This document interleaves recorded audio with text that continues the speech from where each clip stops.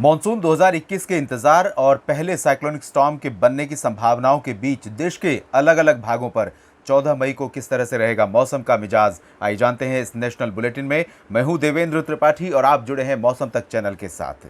देश के दक्षिणी भागों पर मौसम बहुत बेहद सक्रिय हो गया है और उत्तरी भागों तथा पूर्वी और मध्य भागों पर मौसमी हलचल अब धीरे धीरे कम होने वाली है, क्योंकि जब भी कोई स्ट्रॉन्ग सिस्टम डेवलप होता है तो वो अपने आसपास के सभी सिस्टमों की एनर्जी जो है वो अट्रैक्ट कर लेता है, खींच लेता है, सोख लेता है। और यही स्थिति इस समय देश के ज़मीनी भागों पर यानी उत्तर के पर्वतीय इलाकों और पहाड़ी मैदानी इलाकों से लेकर मध्य और दक्षिण भारत के बाकी जो क्षेत्र हैं उन भागों से पूर्वोत्तर भारत के और पूर्वी भारत के क्षेत्रों पर भी मौसमी सिस्टम जो बने हुए थे वो अब धीरे धीरे अपनी एनर्जी लूज कर रहे हैं, क्योंकि सिस्टम अरब सागर के दक्षिण पूर्वी भागों में स्ट्रांग होता हुआ नजर आ रहा है।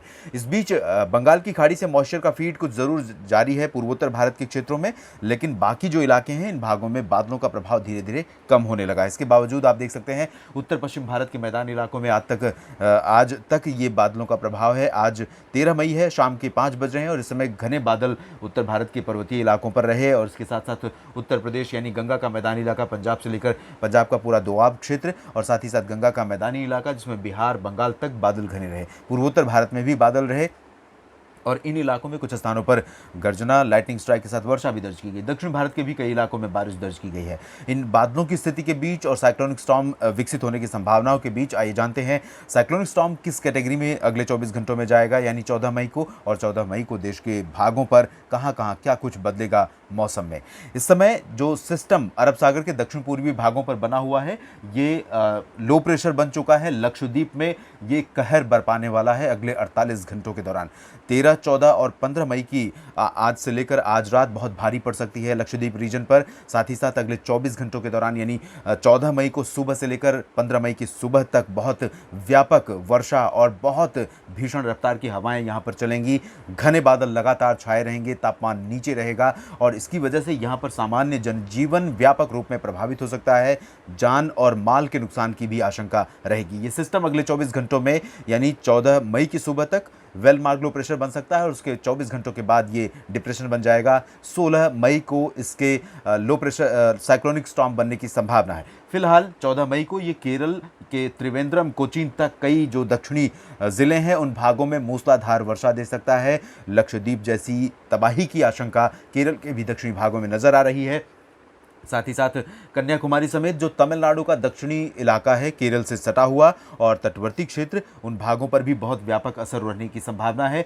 अंदरूनी तमिलनाडु के क्षेत्रों और अंदरूनी केरल के भागों में भी कई जगहों पर काफ़ी व्यापक वर्षा हो सकती है। लेकिन आप देख सकते हैं जो दक्षिणी प्रायद्वीपीय भारत का बाकी इलाका जिसमें कर्नाटक और तेलंगाना, इन सभी क्षेत्रों में रायलसीमा, इन सभी भागों पर भी बारिश हो रही थी। फिलहाल यहाँ पर बारिश की गतिविधियाँ बहुत कम हो जाएंगी। दक्षिणी आंतरिक कर्नाटक और दक्षिणी तटीय कर्नाटक तथा उत्तरी तटीय आंध्र प्रदेश और तेलंगाना के पूर्वी हिस्सों पर कुछ जगहों पर हल्की वर्षा की संभावना नजर आ रही है आगामी 24 घंटों के बाद। लेकिन इन भागों में हवाओं की रफ्तार पूर्वी दिशा से बहुत व्यापक रहेगी। ये सिस्टम लगभग इस तरह से मूव कर रहा है एंटी क्लॉकवाइज और ये यहाँ से अरब सागर से हवाएं खींचकर इस तरह से पुश कर रहा है, तो काफ़ी व्यापक हवाओं की रफ्तार, व्यापक मॉइस्चर और घने बादल यहाँ पर रहने की संभावना समूचे दक्षिणी प्रायद्वीपीय भारत पर है। ये सिस्टम जब आगे बढ़ेगा तो तटीय इलाकों पर केरल से लेकर कर्नाटक, गोवा, महाराष्ट्र और गुजरात, इन सभी तटीय इलाकों को बहुत व्यापक बारिश देने वाला है अपने लैंडफॉल से पहले और लैंड की करीब होकर गुजरेगा। इसका जो ट्रैक रहेगा वो नॉर्दर्ली, नॉर्थ वेस्टर्ली ही रहेगा, जिसकी वजह से ये बहुत ज़्यादा इंटेंस सिस्टम नहीं बनेगा। लेकिन साइक्लोनिक स्टॉर्म की कैटेगरी में जाना इसका लगभग तय है। समुद्र की सतह का तापमान, विंड शेयर सभी इसके फेवर में है। वायुमंडलीय और सामुद्रिक परिस्थितियाँ इसके पक्ष में हैं जो इसको साइक्लोनिक स्टॉर्म बना सकती हैं। इसके अलावा मध्य भारत के क्षेत्रों की बात करें तो यहाँ पर ओडिशा में कुछ जगहों पर बारिश हो सकती है, छत्तीसगढ़ के दक्षिणी हिस्सों में बारिश हो सकती है, विदर्भ में कहीं कहीं पर हल्की वर्षा हो सकती है दक्षिणी इलाकों में, जबकि बाकी विदर्भ, मराठवाड़ा, मध्य महाराष्ट्र और कोंकण, गोवा, इन सभी क्षेत्रों में मौसम शुष्क रहेगा। लेकिन दक्षिणी मध्य महाराष्ट्र के कुछ इलाकों में इस सिस्टम के कारण मॉइस्चर पहुंचेगा, बादल रहेंगे, गर्जना के साथ, हवाओं के साथ बूंदाबांदी या हल्की वर्षा कहीं कहीं पर हो सकती है। पूर्वी भारत की तरफ चलें तो यहाँ पर आप देख सकते हैं मौसमी सिस्टमों के कमज़ोर होने के कारण, यही सिस्टम इसके लिए जिम्मेदार माना जा सकता है। कमज़ोर होने के कारण यहाँ पर बिहार, पूर्वी उत्तर प्रदेश, झारखंड, गंगीय पश्चिम बंगाल, इन सभी क्षेत्रों में ज़्यादातर इलाके ऐसे होंगे जहाँ पर मौसम साफ और शुष्क रहेगा। अगले 48 घंटों के दौरान यहाँ पर साफ मौसम की संभावना है। है। हालांकि गंगेय पश्चिम बंगाल के कुछ हिस्सों में हल्की वर्षा हो सकती है। कोलकाता में भी बारिश होने की संभावना नजर आ रही है, लेकिन छिटपुट बारिश होगी।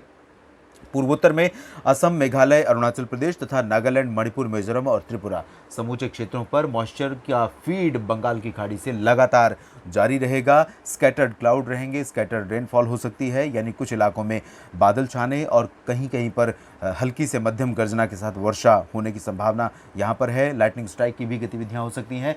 उत्तर भारत की तरफ चलेंगे तो यहाँ पर आप देख सकते हैं उत्तर प्रदेश के पश्चिमी और तराई क्षेत्रों में कहीं कहीं पर वर्षा हो सकती है। इसमें बहराइच, सीतापुर, शाहजहांपुर, बरेली, मेरठ, रामपुर, सहारनपुर और आसपास के इलाके शामिल हैं। गौतम बुद्ध नगर के जो उत्तर में इलाके होंगे, गाजियाबाद के उत्तर में, इन इलाकों में कहीं कहीं पर बारिश हो सकती है। दिल्ली एनसीआर और उत्तरी राजस्थान, हरियाणा, पंजाब के दक्षिणी हिस्सों और उत्तराखंड में भी कुछ स्थानों पर हल्की वर्षा की संभावना रहेगी। संभावना आज भी है। आज भी शाम को दिल्ली एनसीआर में कहीं कहीं गरज के साथ बूंदाबांदी या धूल भरी हवाएं चल सकती हैं, हल्की वर्षा भी हो सकती है। और कल भी इसी तरह की संभावना है, लेकिन इंटेंसिटी या मॉइस्चर का जो कंटेंट है, लेवल है, वो आज से कम रहेगा। तो कल प्रोबेबिलिटी कम रहेगी। कल के बाद मौसम और साफ हो जाएगा। 15 मई से लेकर 16 और 17 मई तक मौसम साफ रहेगा। लेकिन जब सिस्टम साइक्लोनिक स्टॉर्म गुजरात के करीब पहुंचेगा, उस दौरान यहाँ पर मॉइस्चर आ सकता है और बारिश फिर से शुरू हो सकती है 17 मई के बाद से। और पर्वतीय इलाकों में मॉइस्चर कम होने के कारण यहाँ पर भी गतिविधियों में कमी रहेगी। लेकिन कश्मीर, हिमाचल, उत्तराखंड और जम्मू लद्दाख तथा गिलगित बाल्टिस्तान, इन सभी क्षेत्रों में कुछ स्थानों पर वर्षा होने के संकेत दिखाई दे रहे हैं। देश भर के मौसम पूर्वानुमान के इस बुलेटिन में अभी इतना ही। आप बने रहिएगा इस चैनल के साथ। मौसम से जुड़ी हर जानकारी आप तक पहुंचाने की कोशिश लगातार जारी है। और अगर अभी तक आपने इस चैनल को सब्सक्राइब नहीं किया है तो ज़रूर कीजिए। साथ ही साथ बेल आइकन पर क्लिक कीजिए ताकि नोटिफिकेशन हर एक वीडियो का आपको मिले। और अगर वीडियो ठीक लगे, दी गई सूचनाएँ ठीक लगें, तो आप लाइक और कमेंट कर सकते हैं, शेयर कर सकते हैं अपने दोस्तों के साथ। धन्यवाद।